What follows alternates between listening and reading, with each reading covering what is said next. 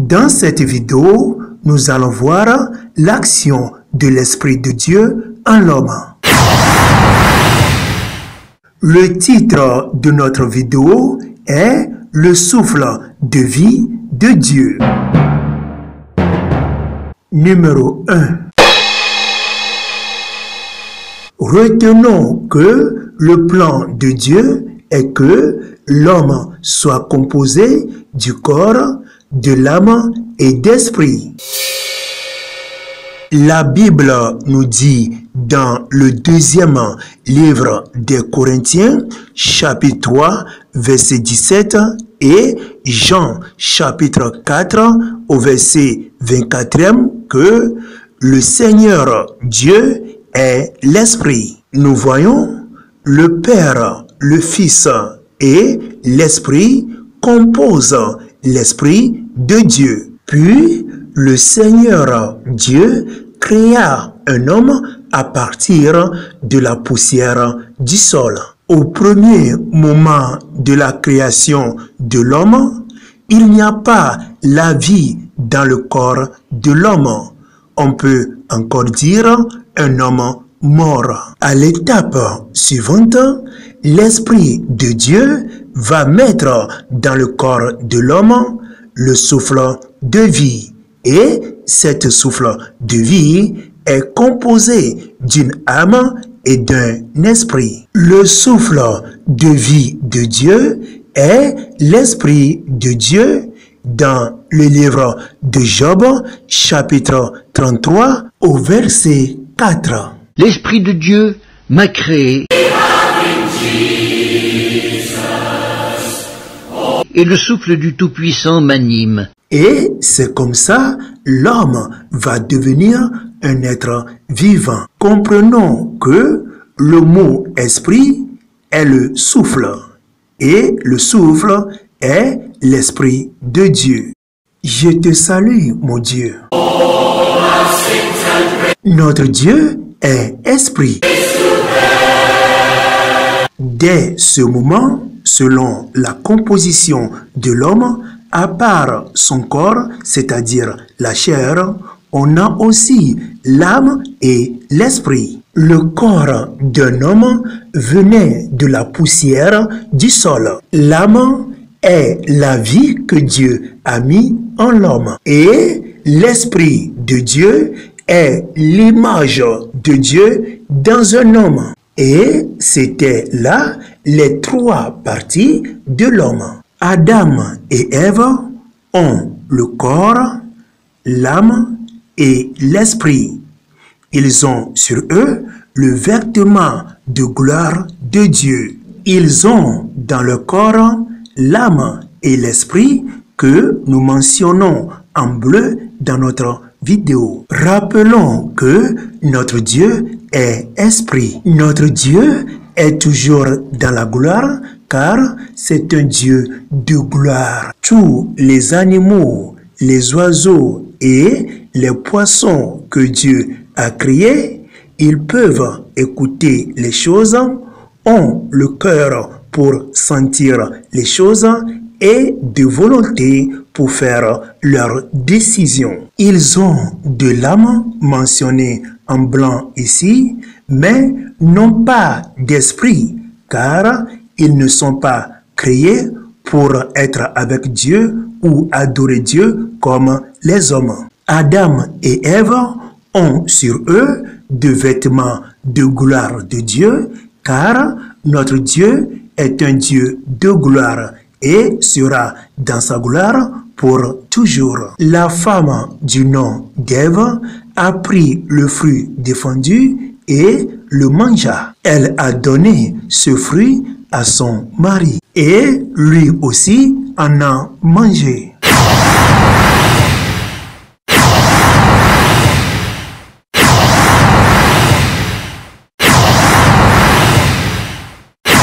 Regardez le corps d'Adam et Ève.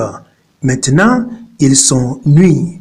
Où est maintenant le vêtement de gloire de Dieu qui était sur eux? Leur vêtement de gloire de Dieu qui était sur eux a disparu. Avant l'entrée du péché dans le monde, ils avaient sur eux des vêtements de gloire de Dieu.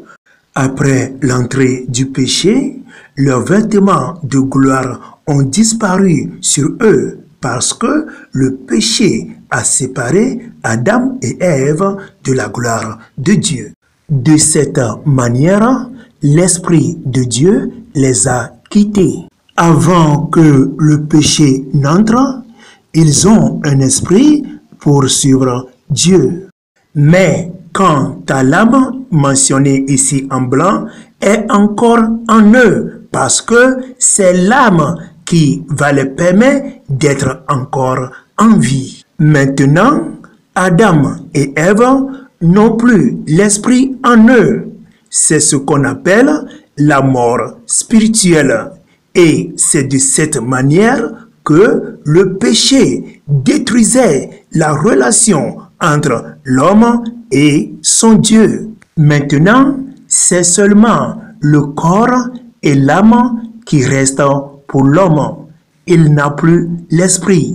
C'est la raison pour laquelle il ne peut plus avoir de relation entre lui et son Dieu. Quand Adam et Ève étaient devenus pécheurs, ils savaient non seulement ils sont devenus nus, mais aussi parce qu'ils ont perdu leur esprit et sont devenus spirituellement morts. Alors, ils ne peuvent plus avoir de relation avec leur Dieu parce que leur péché les a séparés de leur Dieu.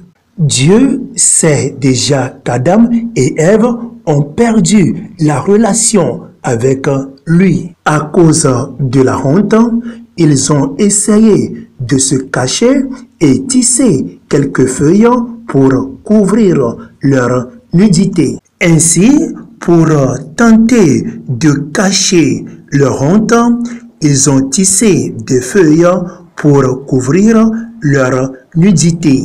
Là, l'homme et sa femme ont entendu la voix du Seigneur Dieu. Le Seigneur marchait dans le jardin dans la fraîcheur du jour. Eux, ils se sont cachés au Seigneur Dieu parmi les arbres du jardin.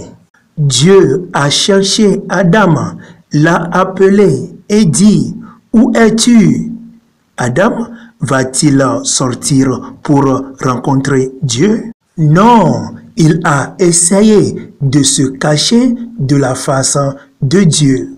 Pourquoi Dieu a-t-il appelé Adam? Ne sait-il pas où se cachait Adam? Dieu qui voit et sait tout savait exactement où se cachait Adam. Quand ils l'ont entendu s'approcher, ils ont tremblé de peur et de honte. Il a essayé de se cacher de Dieu parmi les arbres du jardin. Le péché d'Adam l'a séparé de Dieu. C'est de la même manière que nos péchés nous séparaient de Dieu. Le péché est entré dans le monde par un homme et la mort par le péché. Et de cette façon, la mort arrive à tous les hommes parce que tous ont péché. Alors, Dieu a chassé Adam et Ève du jardin d'Éden. Mais Dieu aime toujours Adam et ses descendants depuis la chute d'Adam et d'Ève.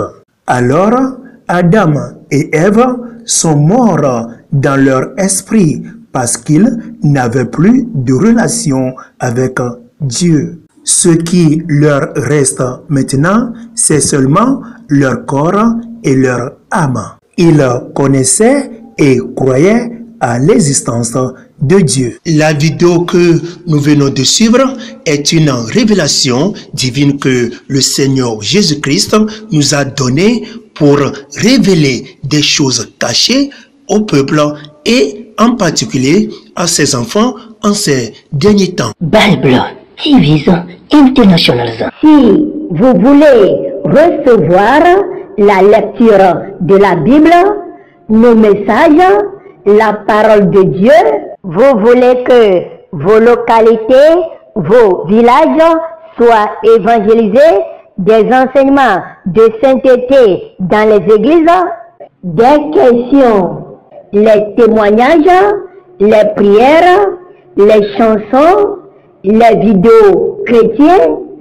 Enregistrez notre numéro pour entrer dans notre groupe WhatsApp, plus 228, le code du Togo, puis vous notez 91 95 23 05.